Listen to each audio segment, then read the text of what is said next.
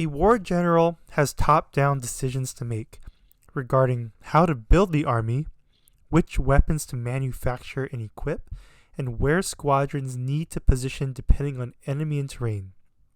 This analogy mirrors the elements a tennis player must align from racket, training, coaches, and match play, but virtually nobody has the luxury of knowledge to plan everything out.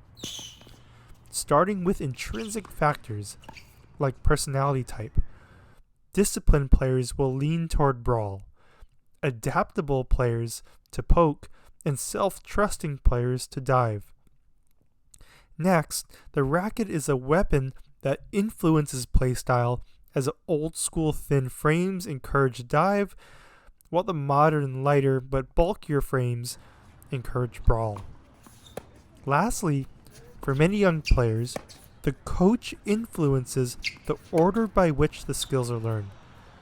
So as players find their first success, the primary style is rewarded and reinforced, so the skills and tactics associated with that style tends to solidify faster. To revisit the skills for each playstyle, dive skills include holding your shot for disguise, drop shot, attacking with the feet, the put away forehands, and net play. Poke skills include deflecting, giving space, slices, angles, and lobs, again to protect the court. Brawl skills include rhythm, strength, topspin, endurance, and generating pace. Lastly, revisiting the tactics for each playstyle, dive includes direction, depth, and power. Poke, direction, depth, and spin, particularly slice. Brawl includes power, topspin, and consistency. As players strive to win, the disparity between their strengths and weaknesses naturally grows larger. And while it's possible to work on weaknesses, part of having a strength creates its own weakness. For example, someone who is supremely disciplined will always be less adaptable and vice versa. Regardless, every player must choose a primary fighting style. A soldier cannot run into battle holding a bow and arrow in the right hand and a sword and shield in the left, as each weapon compromises the other. Either put the bow away, move forward and fight up close with the sword, or put the sword away, move backward, and keep shooting from afar with the bow.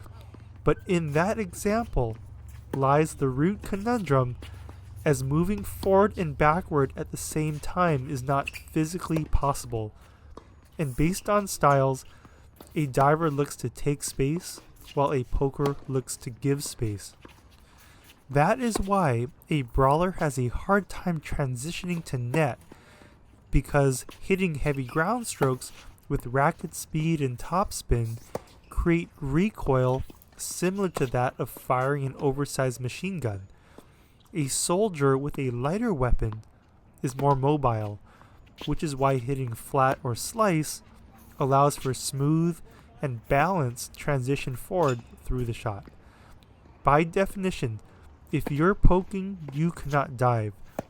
If you're diving, you cannot brawl, and every combination thereafter.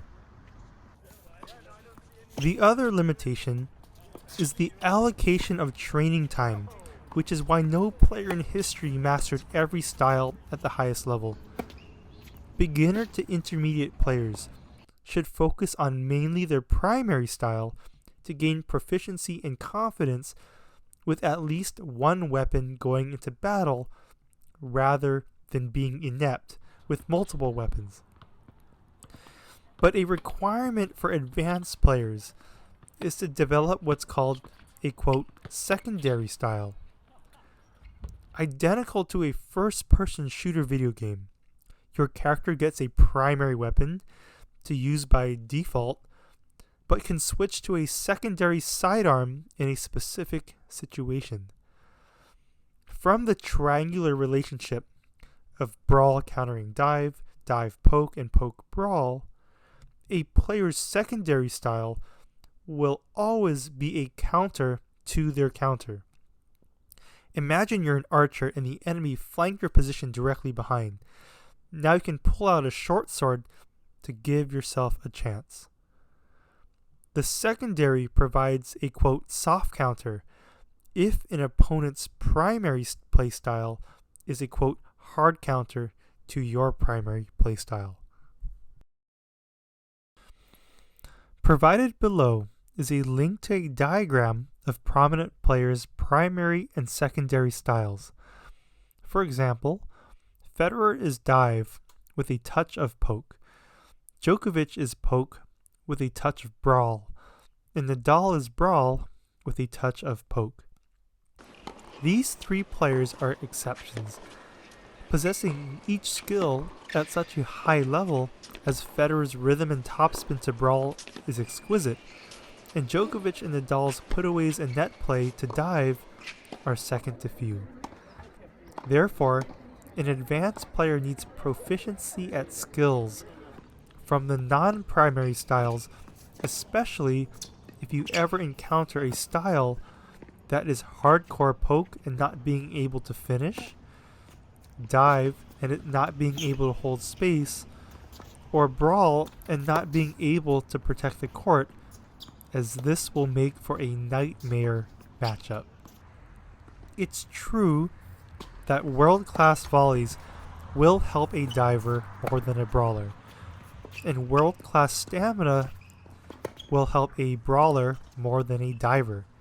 But remember, a brawler needs enough dive skills to finish the point eventually, and a diver must brawl to hold a rally or defend long enough to set up their finish. Although uncommon, it's possible for a player to quote full swap into their weakest style. Players need to consider A, how weak is my opponent into my weakest style, and B, how much is going to my weakest style detracting from my primary and secondary. By definition, the mind can only focus on one objective at a time. For example, players choose to brawl by looking for damage every shot will miss dive opportunities that require a specific setup combo to finish. Players choosing to poke with variety and medium pace to bait mistakes are clearly omitting damage by not maxing out on every shot. So in any given moment, the player must choose a singular style, but given the skill of the player in a situation that is obvious, the player can change their focus during the point. That's where the pros blend the three styles somewhat seamlessly, but this does not contradict how the brain can only look for one objective at a time. Now that you have a bird's eye view of how style develops, you can decide the appropriate path to train and develop your game for results, as some players end up learning new skills that don't quite yield the expected benefit. It's recommended to work toward the style you enjoy and that excites you, but do so purposefully with a vision that both features your strengths and mitigates your weaknesses.